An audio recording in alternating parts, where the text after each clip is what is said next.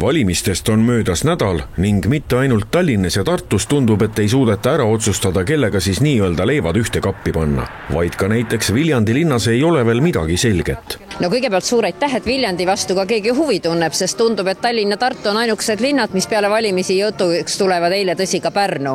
Et Viljandis on huvitav seis.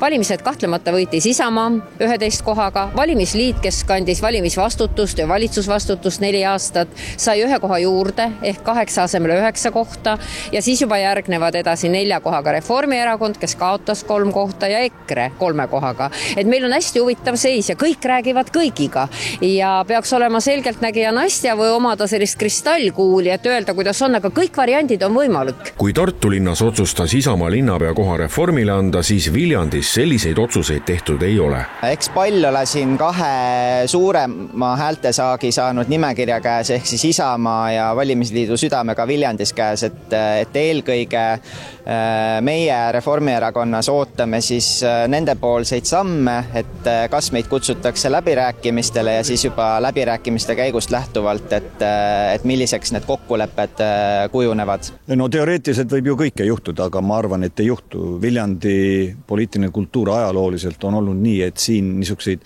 üleöö pöördeid ja topelt läbirääkimisi ei ole kunagi peetud ja ka koalitsiooni lagunemised on Viljandis olnud üliharuldased. Minu mäletamist järgi vist 1 kord kogu selle 35 aasta jooksul on perioodi jooksul vahetunud nii-öelda tülide või lahkumineku põhjal koalitsioon, nii et Viljandis on olnud üldjuhul, kui on suudetud kokku leppida ka need kooslused stabiilsed ja mingisugused paralleel topelt läbirääkimisi peetud ei ole. Endine linnapea, mida prognoosid? Mis tulemas on?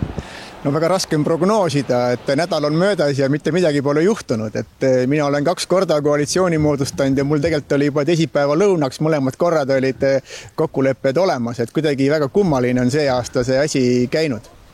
No mis siis arvad? Mis siin toimuma hakkab? Kes siis moodustavad linnavalitsuse? No kui ma kihla peaks vedama või raha vahele panema, siis ma teeks panuse, et Isamaa ja EKRE koalitsiooni peale.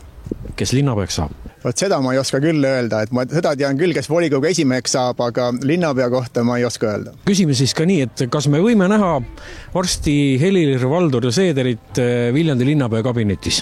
Mina jätkan igal juhul Viljandi linna volikogus, ma ütlesin ka enne valimisi ja valimiskampaania ajal viljandlastele ja valijatele, mina olen ja jään nii-öelda üheks liidriks või eestvedajaks, aktiivseks Viljandi elu korraldajaks tulevikus, ükskõik mis positsioonis ma olen ja jään kindlasti ka volikogusse.